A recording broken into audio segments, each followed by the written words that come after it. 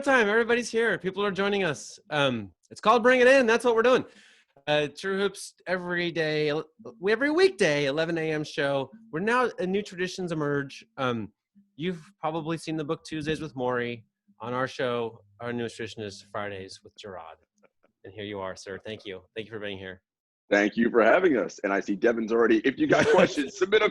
He's just listen, Henry. You don't have to worry about it anymore. Devin's got it covered. Devin's in the front row with his hand raised, and he isn't sure if he likes that kid or not. You know what I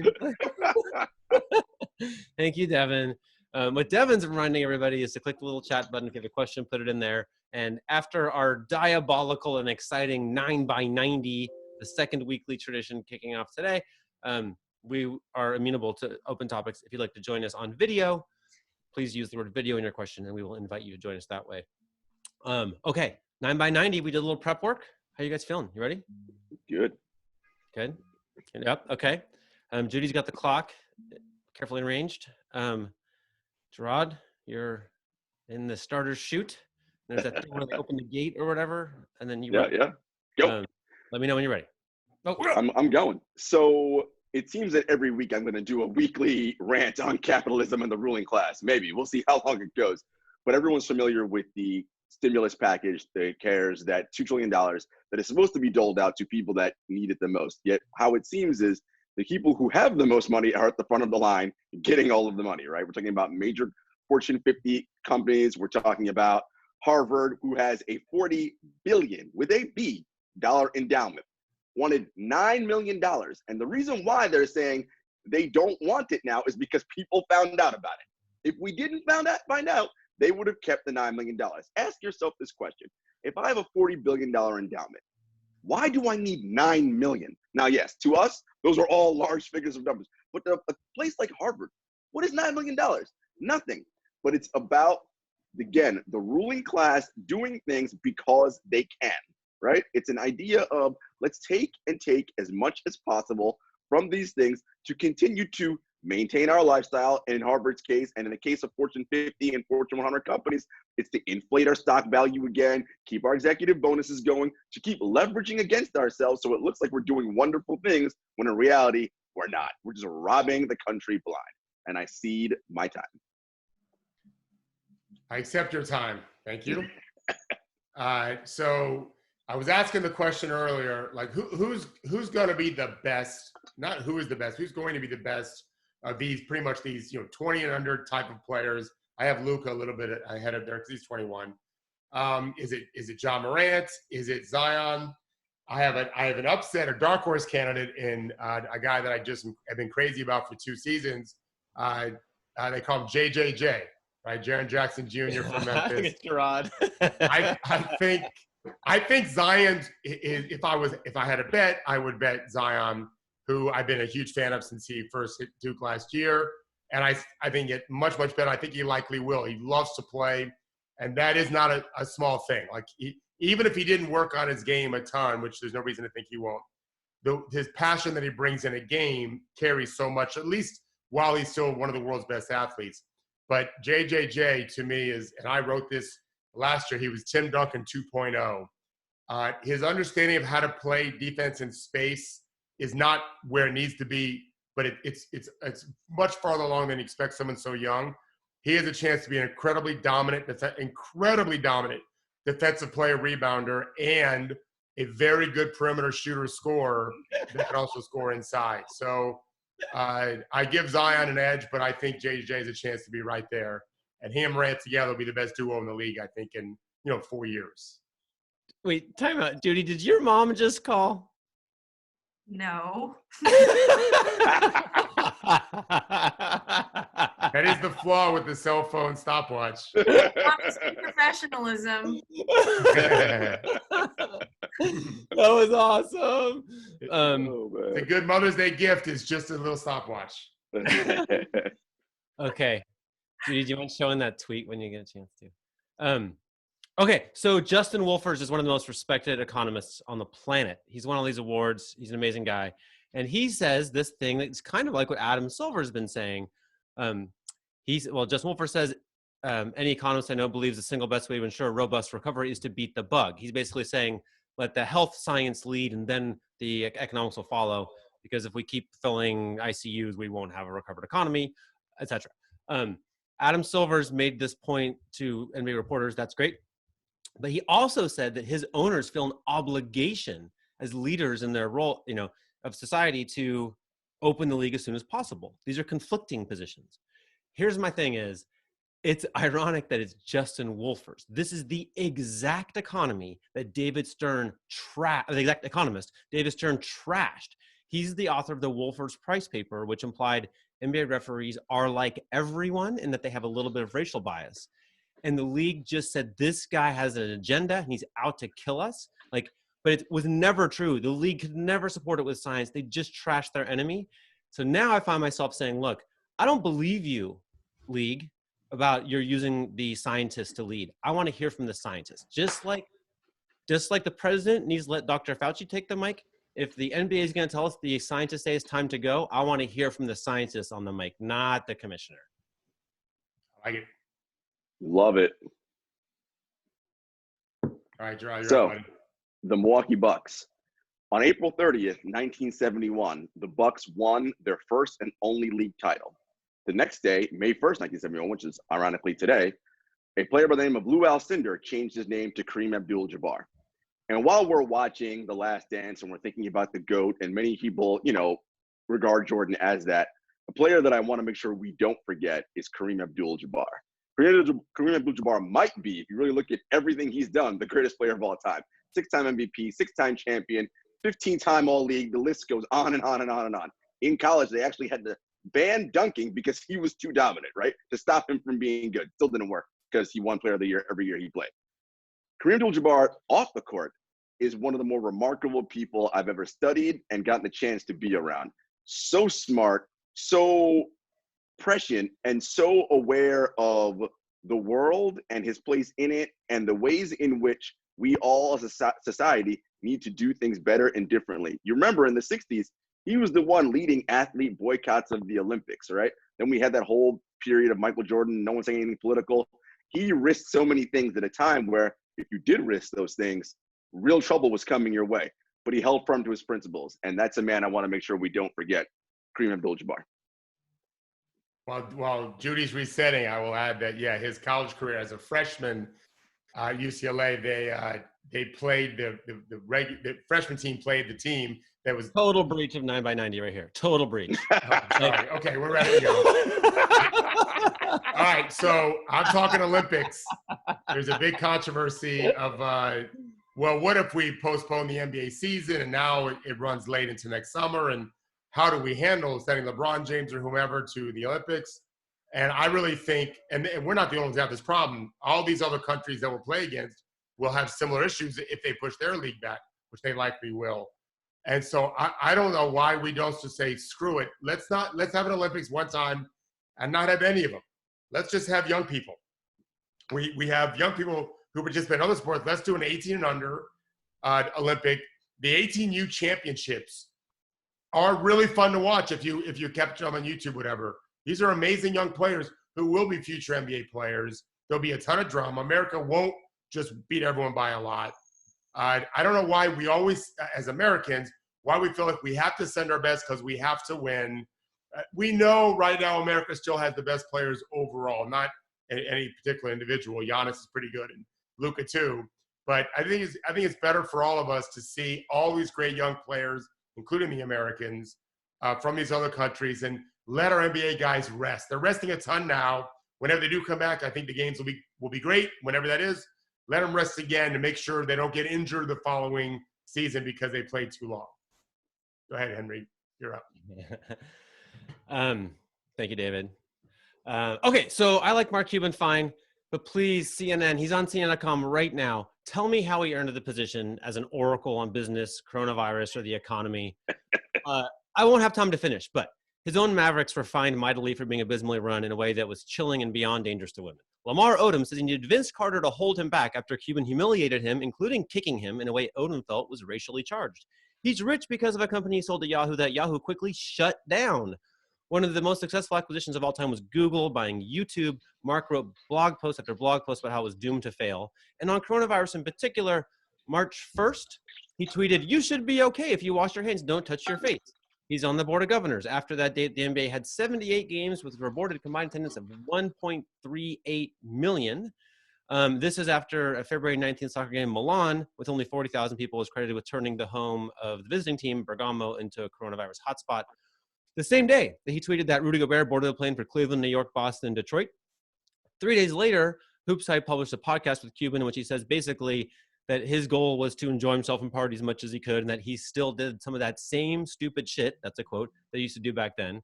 March 7th, the New York Times says that with test kits in short supply, health officials sound the alarm. 4 days later, the Mavericks are still holding games with no masks, no social distancing, and they're handing out Mavs-branded hand sanitizer.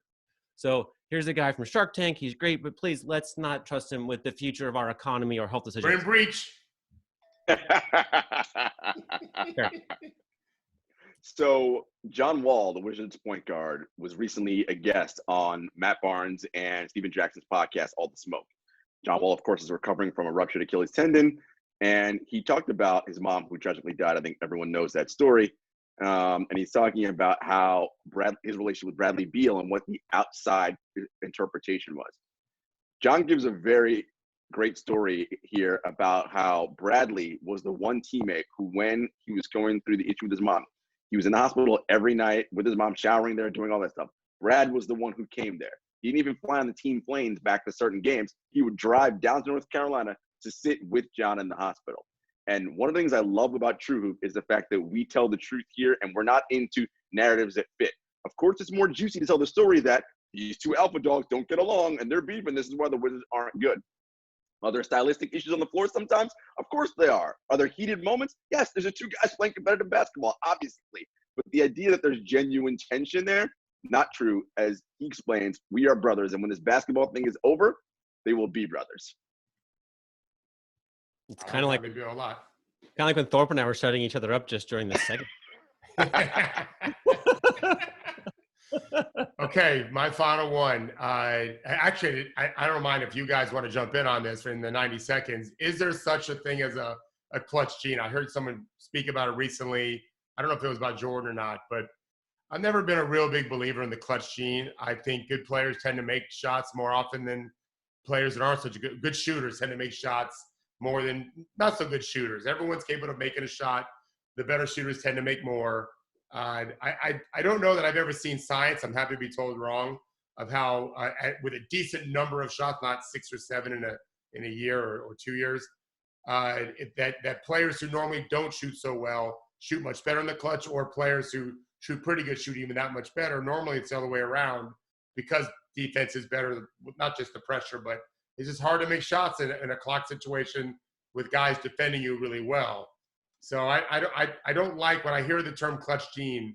I hear it. I just don't respect it. I don't believe it exists. I've never seen it. I've coached for 30 plus years. My good players miss shots plenty of times. My bad shooters miss more. And the idea is to get the ball in your good shooters' hands and deal with the results, because they're gonna miss plenty. It is a make or miss league. You're lucky to make half, and I always say that you're lucky to make half, and you're not choking when you miss because that's what's expected. My time is done. Look at David. He has all this extra time. He's just like, yeah. All right. This is the ninth one, I think. Yes. I don't have the clock though. Judy went away. Does that mean I just have free time? I can just go. I can freeform it. It's fine. No. Sure, Henry. Okay. So, all right. It's a pandemic, everybody. There's a lot of stuff a lot of life adjustments to that. One of which is I learned that our wine shop delivers. I didn't know that before, but they'll just bring, for no extra charge, the same wine we were going to buy at the store. They'll bring it here. There have been plenty of articles of people drinking more in the pandemic, and we're in that club. At the same time, Christy Ashwindon said on this show that we should not be doing much more intense exercise, right? We should be doing mild exercise. So, I've been eating and drinking more. Oh, but not to mention everybody I know is stress baking, right? You can't even buy yeast, I just learned, because it's like the most over-purchased thing, because everybody's stress baking. Dana Smith wrote an article about that. It's like we crave control and you can control baking. Okay, so delightful angels have been dropping off like scones on our front doorstep. Everything points to just putting on tons of weight and not exercising more, right? This week I solved it. I figured it out. We'll see if I can keep it up, but 2 a days. This is what I'm doing. I go for a little jog with my son in the morning because he's been into that. And then I do the gym Zoom workout class in the evening. And now I feel greenlit to just eat and drink everything y'all can eat and drink. This is the thing. I'm like, thank you, NBA, for putting the notion of 2-a-days in my head. I think it was probably always stupid, but I'm doing it now. That's the plan. I yield my time. Like a decade now, bro. I always thought that was the point. When I would have ice cream at night, my daughter would say, Dad, I'm like, honey, I did 2 workouts today. That's why I did the workouts. So I could have the ice cream. Absolutely. That is the point of exercise. Let's be clear. Yeah. Right. Coach, you brought up something interesting about the clutch gene, and I'm with you on that. And I want to draw this baseball analogy and see if you guys see what I'm saying here. I think you all know our eyes trick us, right, into believing things that may not necessarily be true. So everyone, sort of the common parlance in baseball is that for a time, one of the most clutch players in baseball is Derek Jeter, right? Postseason, always comes up, gets the big hit when you need it. But I did a little look into like the stats and the numbers. It isn't so much that he's so clutch in the postseason. He basically performs how he always performs, which is very good, right? He's good. Like that's just what he usually does. Right. It isn't like he gets that much better. And the big thing was always he's so much better than A-Rod. And it wasn't that A-Rod choked in the postseason. He was just slightly worse than his normal level during the regular season. But it gets create this whole narrative of, oh, you strike out in the big moment, and that's not true. The game-winning home run in the 6th is the same winning run in the 9th. If no other runs are scored, right? It counts the same. It's just our eyes do these different things. And I think that's what we often see a lot. But if you look at the numbers closely, I bet most people are just around what they normally do on average. So Jarod, I would add baseball has the beauty that you take turns, right? So they're not going to have Derek Jeter bat 4 times in a row. Basketball, like the belief in the clutch gene can only damage the Yankees so much, right? Mm-hmm. Basketball, we really always believed in the clutch gene, like mightily. And you could see it in these player polls. They'd say like the SI would publish in the preseason, like, who's the most clutch player in the league? And they'd rank them. And you could look and those players would get the damn ball play after play after play after play. This is what ended up getting me death threats was basically like, in the early days of advanced stats was like, Kobe's shooting 25%. And yes.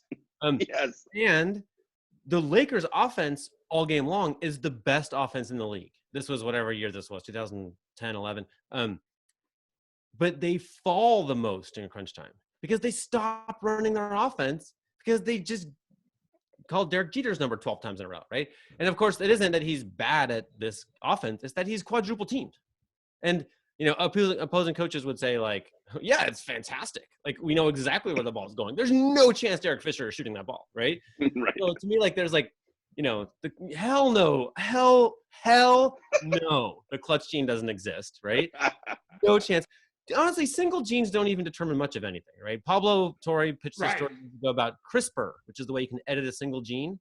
And it'll come where CRISPR can solve some disease or whatever. But so far, they're basically, at the time he was pitching it, at 0 because genes don't work like that.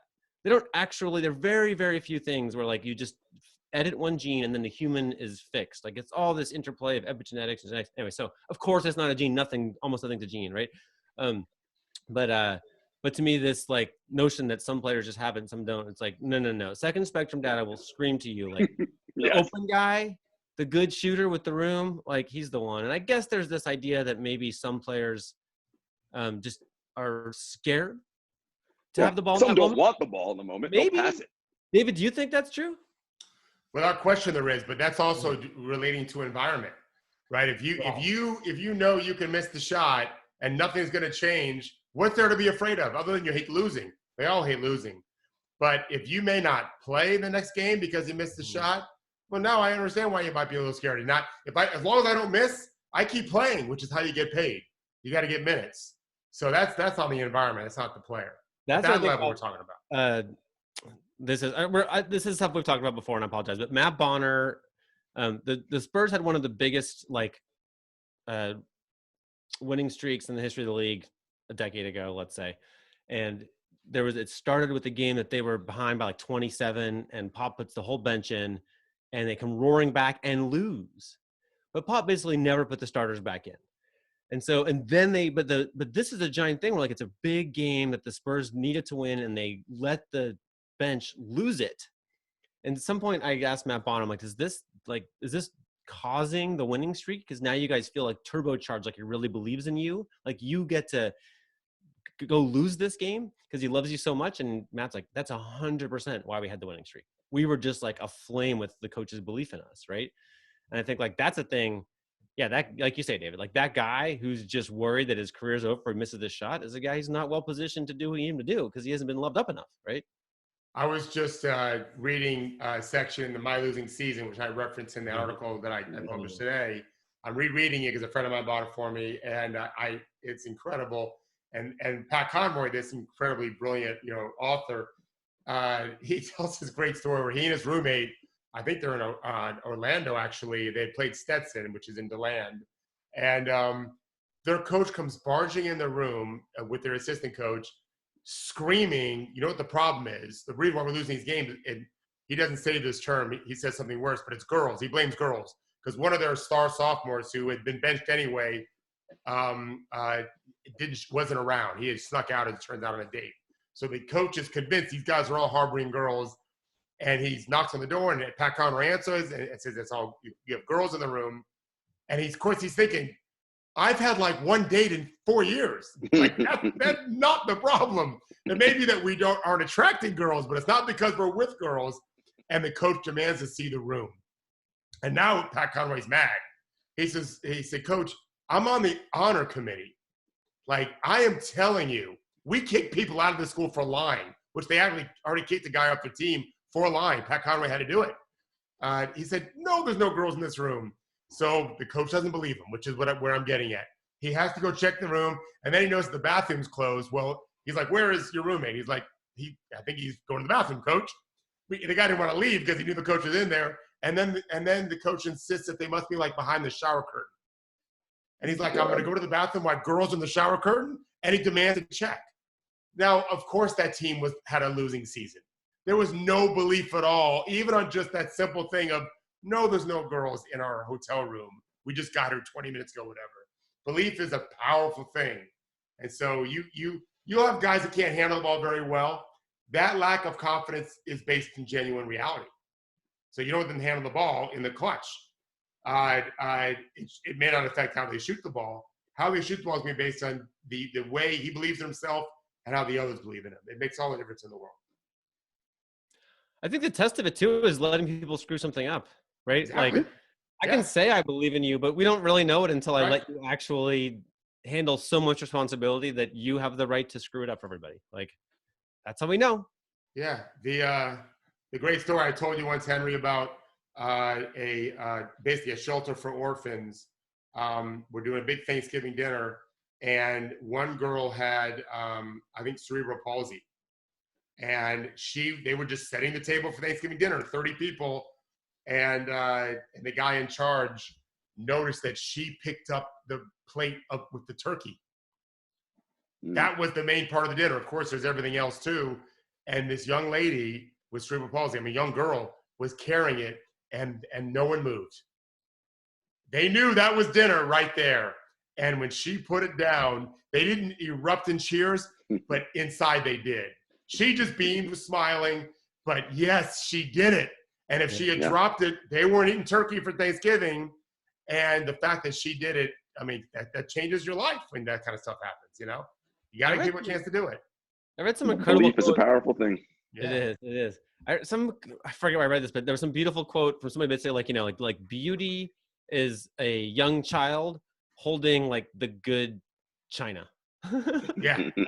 Right, that's some trust right there. Yeah. Coach, I got so excited during your thing, as you saw, when you mentioned Triple J as possibly the best guy, because we had talked about that on my pod. He's my favorite young player in the league, and he's younger than John Morant in months, right? Yeah. Which is so crazy. Yeah, they're gonna be so good, and I'm with you. I see that with him on the defensive side of the ball. That's why I said, even with Luka, he could be the best guy from that draft class when his career is all said and done because of what he can do on both ends of the floor. He's already a 40% three-point shooter, and on like 5 attempts a game. It's not like he's taking one, so he's good. Like, he's already doing well, and I think it's only going to get better for him. And I hope that environment in Memphis is what all those guys need to continue their growth forward. I'm a little worried they traded away a lot of their veteran guys, but maybe they know what they've got going on over there, and I hope it works out for them. Maybe. I want to argue that maybe they do, maybe they don't. But I will tell you this. People always act as if the Spurs, who clearly have developed players like Tony Parker and Manu, well, maybe not Manu, certainly Kawhi, but that they were gifted with Tim Duncan. I watched Tim Duncan play for, I think it was the 96 World University team. I probably told this before, maybe not on this. Ray Allen, Allen Iverson, Austin Crocier, a bunch of NBA players. Kerry Kittles was on that team.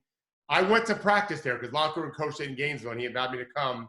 And Duncan was just all right. Like, I think I looked it up. They were the most dominant American team ever, except for the '92 Dream Team, of any Olympic team we ever had at any level. They were incredible. And Duncan was like our fifth best player. Like, I am convinced that the Spurs are every bit responsible for Tim Duncan's success as he is for their success. It wasn't just one way.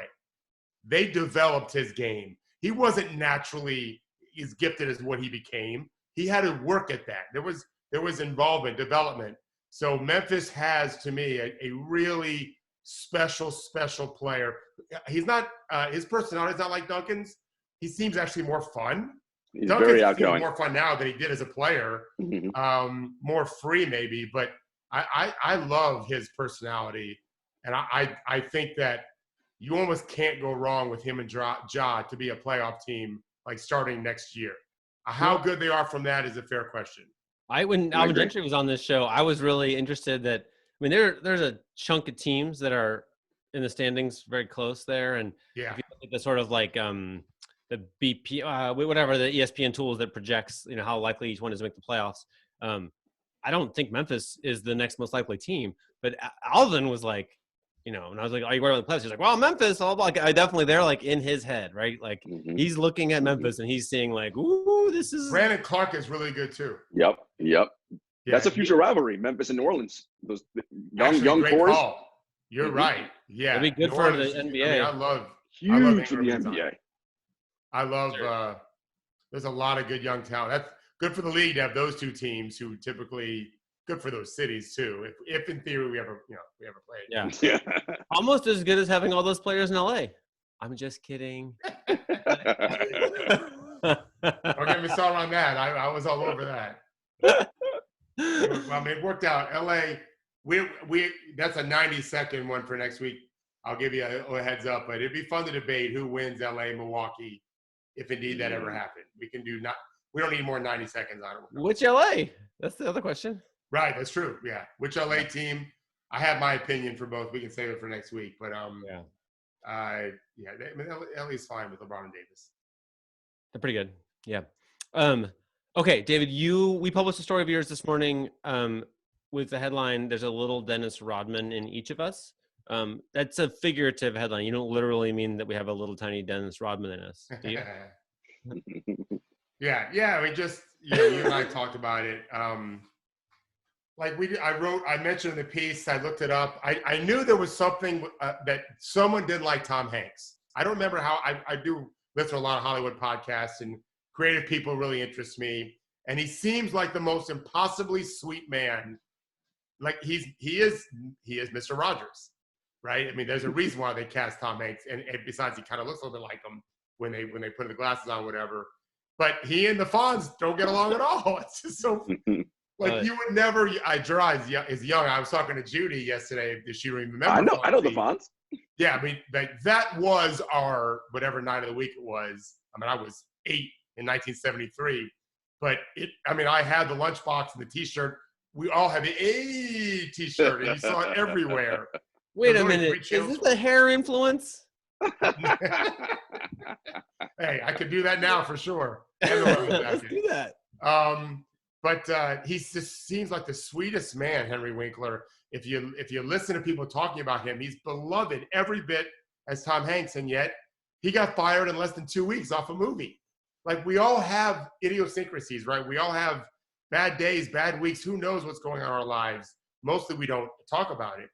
And Dennis Rodman in this – He got fired by Tom Hanks. Sorry, we should point out. Right. Yeah. The key fact. Like, Yeah, if Tom Tom Hanks Hanks fired him. Yeah. Yeah, I mean, if it's Tom Hanks who just is America's dad right now. Yeah. So in The Last Dance, when Jordan is telling the story of Rodman requesting that time off, and they let him do it, it was genius. It turns out it was genius, and so that's what made me think. Well, Kwame Brown could have used a timeout too, right? Yeah. So could a lot of people. That's why I kind of talked about Kwame. Doug Collins was no day at the beach. Well, I don't like being so ambiguous. Doug Collins was a jerk, basically, to a kid, and Jordan was too. And it just, if we all approached it like Phil did Dennis Rodman that one weekend, for anyone in any walk of life, like we'd all just be better off for it. Henry edited my piece and really talked about, food for the hungry, water for the thirsty, and rest for the weary, whatever that line, was that your exact words? I think so. Mm-hmm. I mean, it's just Maybe genius. It's in the Bible or something. I don't Everyone needs something, right? Everyone needs something different, though. But my point really is, what separates us isn't that. Meaning, it's not our idiosyncrasies or issues that we have that make us different. It's how we get treated with those issues. So people in better situations, and we always on our show we always go back to culture. It's also just being decent. You're not having this ideal that it has to be this only one way. Let's be decent with people, understanding what they're going through. We'll end up being better off for it as employers if we're more decent to our employees that way. Wow, you're making me think about.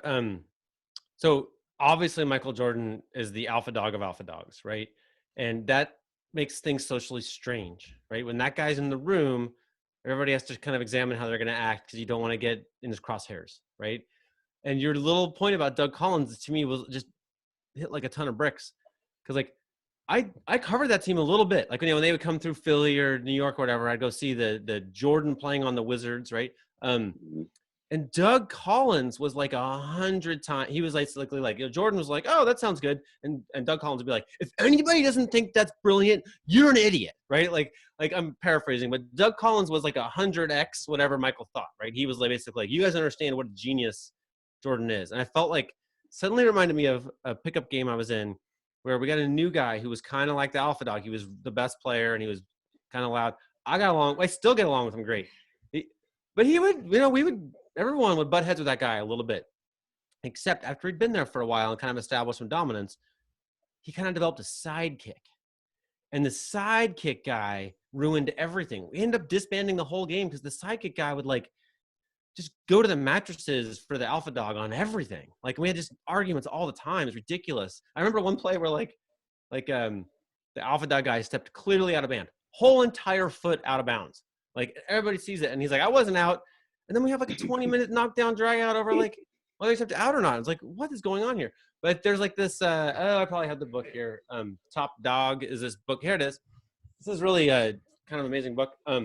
It has this little chapter near the end. It's a lot of science of like, our brain chemistry and how it affects us socially. But this thing I'm talking about is this underrated fact that I cite all the time. But very high testosterone environments, you think these were creating like free acting, kind of take no crap from anyone, kind of independent, rugged thinkers, but it's the opposite. Like Wall Street firms or the Washington Wizards of 2001, like the social conformity of high testosterone is off the charts. These are soldiers, right? Soldiers dress the same, right? I think there's a guy, this sidekick guy or Doug Collins, I think they're like transfixed with fitting in. Like the last thing Doug Collins wants is his own idea that might upset Michael Jordan, right? His thing is just like, tell me how to fit in, Michael, please. I'm begging for a clue, right? And I think that's a big part of what happens here, right? I think this is part of why Kwame can't, Kwame needed a different thing, right? Kwame needs to be himself. And they're like, no, we're fitting Michael's plan. We're not doing Kwame's plan.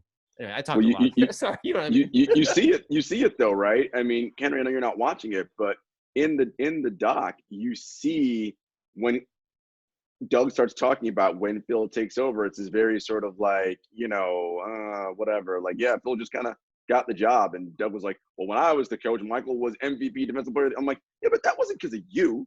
Like, Michael was a singular, like he was going to do that regardless of who was coaching him.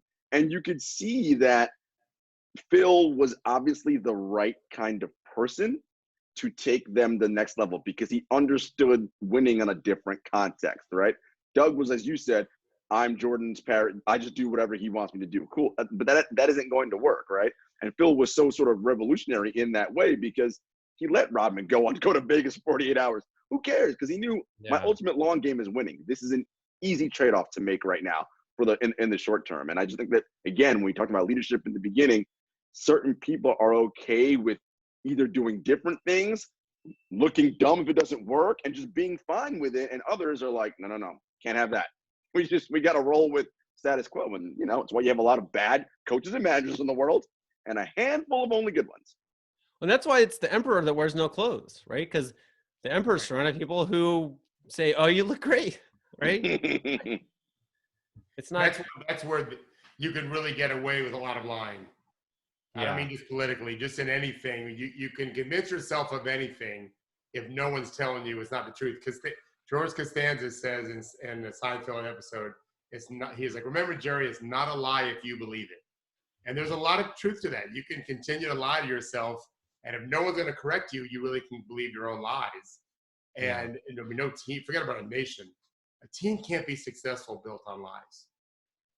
The truth is coming. Yeah. So like for instance, let's say if I'm just gonna make this up. Let's say that my beloved Blazers think Damian Lillard is the best player in the league, right? And who was just on the show who's talking about?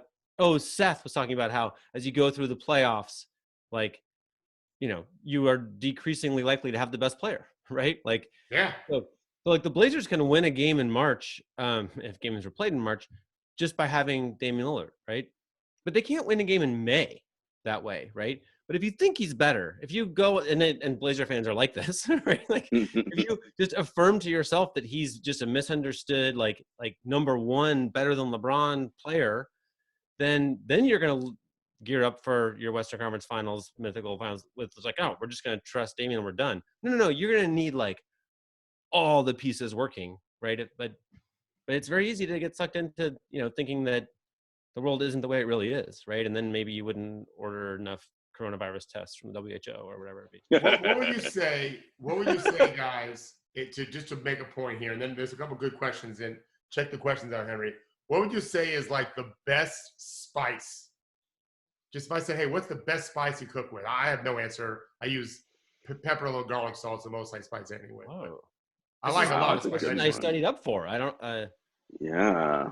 Red pepper flakes. That's my number one spice. Okay. I mean, I do use, to Henry's point, I use red pepper flakes a lot. That's a huge one for me. I do a lot of herbs though. I do a lot of tarragon and sage. Man, I love doing good. the cheesecloth little potpourri. I forget the French term, the little that they call it. You know what it is. Where you put all the little spices and herbs in a little cheesecloth Herb at the de top of both Provence? ends. There you go. Yeah. Yes, delicious. I didn't know this was going to be a topic today. So I'm going to get to the point. I can always relate it back to basketball. Of course. So all of your spices sound fantastic, but I promise you, in certain dishes, not so good. Yeah. And then you take them out and put a different spice in, it'll be great. And that's pretty much like how basketball is, right? Is Jordan is just such a unique talent, and LeBron, that almost anything works. But change up the recipe a little bit, it'll work so much better, right? And the people with him, some guys would fit much, much better than others. We're all baking a little bit, so to speak, and as coaches and playing with the recipes. It's just how it goes. All right, so you got some good questions here, Henry? We do have some questions. Although the spice. I like Randy's about Wilt. Yeah, go for it. So Randy asked, could any modern day coach have convinced Wilt to look silly, quote unquote, to continue to shoot free throws underhanded? And then he voted for oregano. Oregano. He argued. It's pretty funny. I have no idea. It's a great question. I don't know. I didn't know Wilt. I did get to know Butch Van Bredikoff, who helped me a little bit down in Clearwater for years. He was retired, and we had some good Wilt stories over the years. But that was his coach for a while with LA. I think Wilt could have learned how to shoot free throws the right way, just like I think Shaq could have. He just didn't want to do it.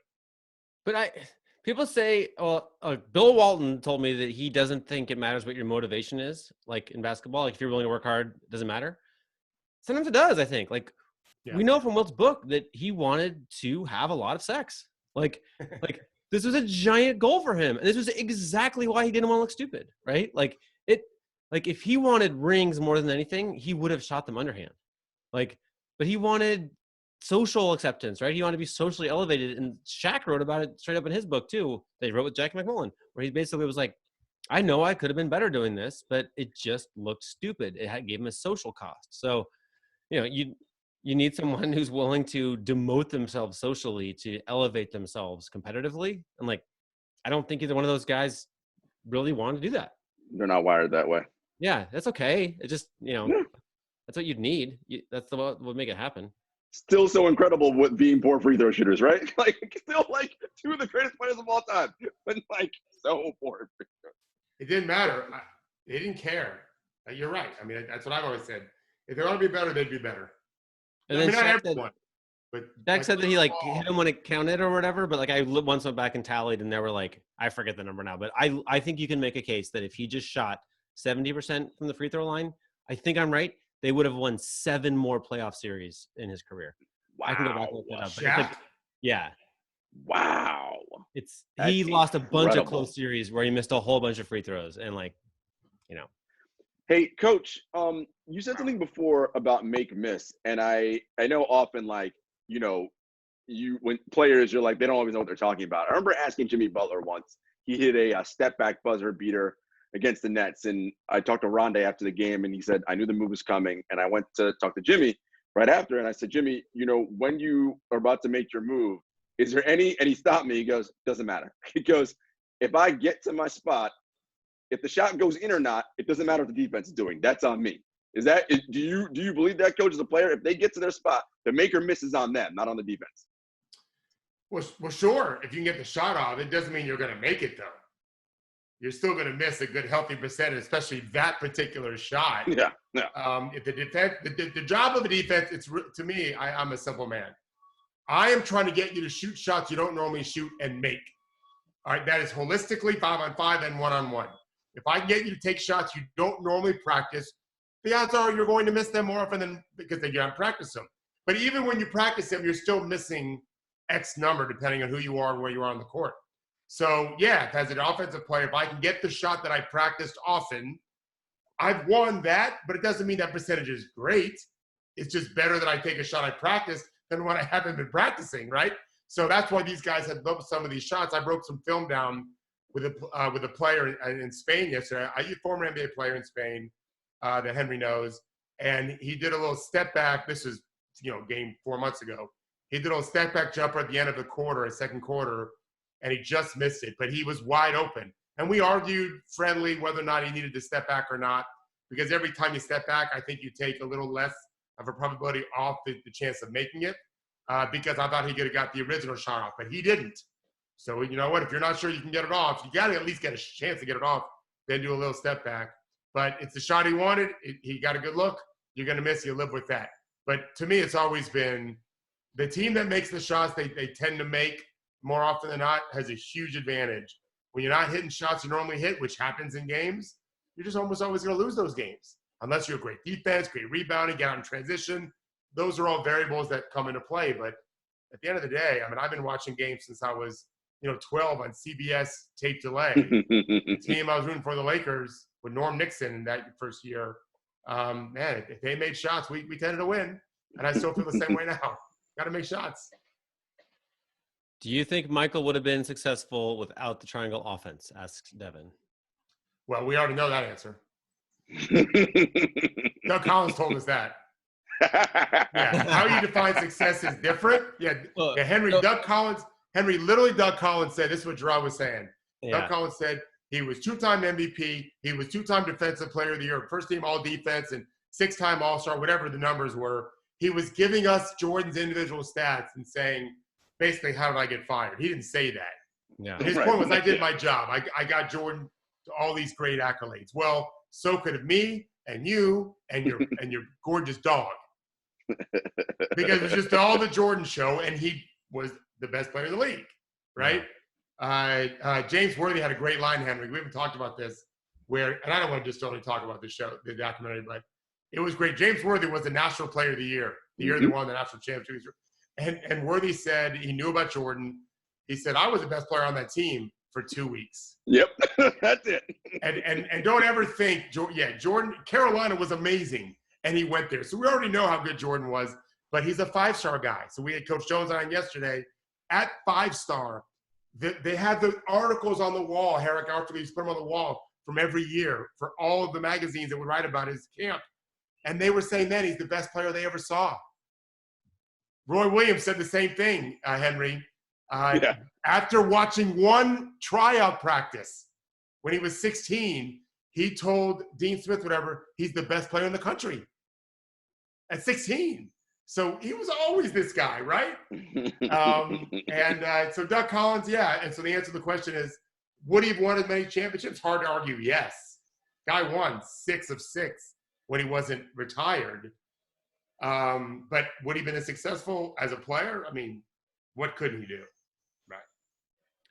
What if it had been a different system? I mean, what if it was like the Princeton offense or the flex or something, Yeah. I think any of those would have been more wins and a little less stats, right? Wow. Well, Henry, this is right up your alley. Kobe, same thing.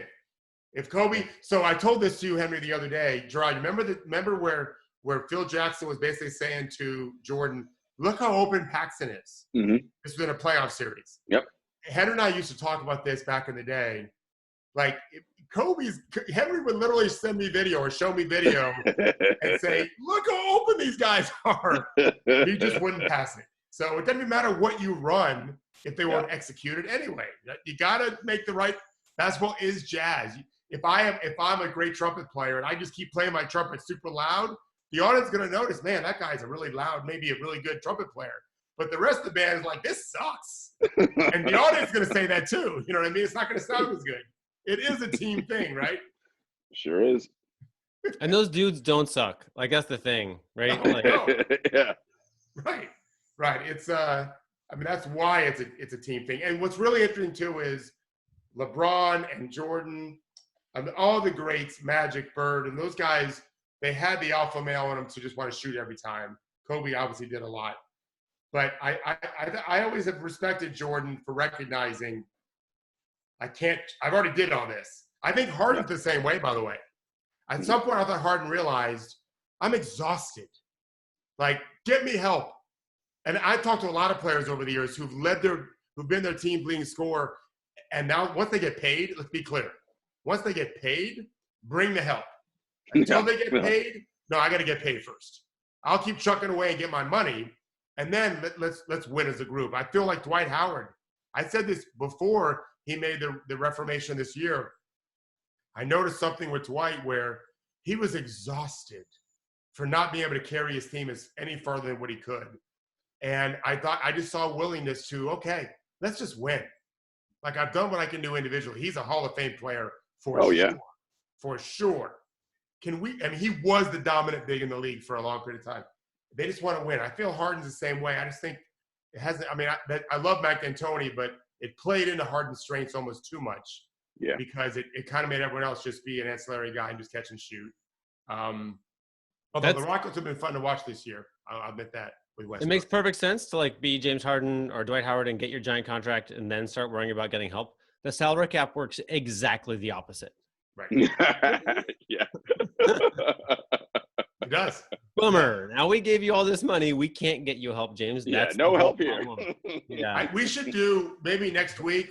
Let's do our 9 for 90, and then let's do a full discussion. Maybe even add someone, Henry, on. I think we all agree we should get rid of the draft. I think it'd be a really fun thing. Yeah. People, when I bring about that topic, people used to bash me on it. They don't anymore. They want to know, well, how could it work? And I always say, well, just look at the whole world. Exactly right. They managed to do it. You know why they've come around? Because we've all been soloing on that trumpet for like 10 years now. You will love this trumpet.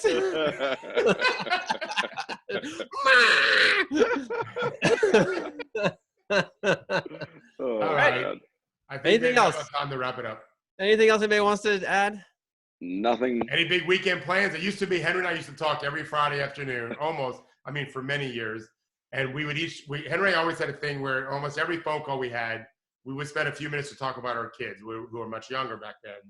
And then we talk about what the big weekend plans were. Not always big weekend, and it's just like you can't even ask that question anymore. Oh, but you can, because I want to hear about it. Let's go. The wonderful governor of New Jersey has reopened the state parks, which might not seem like a big deal, but in our house, we're going big. Deal. We're going to be in some state parks early tomorrow morning.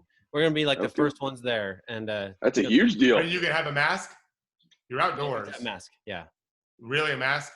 I think I'm pretty sure. Well, my information is third hand, to be honest. I'm getting it through children, but I'm pretty sure you have to have a mask. I'm getting it through children. We open up our beaches Monday. Okay. But we know what we're doing. We're not going to be around anybody. Yeah. There's plenty of beach in Florida. We can go find our little spot, my wife and I, and not see a soul. Coach, Yeah. is the pool open? Did you open your pool yet? But I have a pool. It's cold. I have my air on. Not I have my air off. cold. It's not cold. You don't get to use. No, it's like 60 tonight. I had the air conditioning on yesterday. But yeah, we don't swim until it gets. Oh no, it's gonna be 60. Are you guys gonna be able to pull through? Like, I'm not complaining. I'm happy. I'm thrilled. We're gonna be swimming. I bet by mid-May it'll be like 80 degrees in our pool because we don't have more cool fronts. And then I'm swimming every day. Yeah, Well, I'm going to be quarantined here in New York City, doing a little cooking. Doing a little isolating. It's gonna be nice out. The dog's gonna go out for her walks. That's really about it. wait, bouquet garni. And bouquet garni. Yes, Yeah. thank you. All right, everyone. Have a bouquet garni of a weekend. Thank you very much for joining us.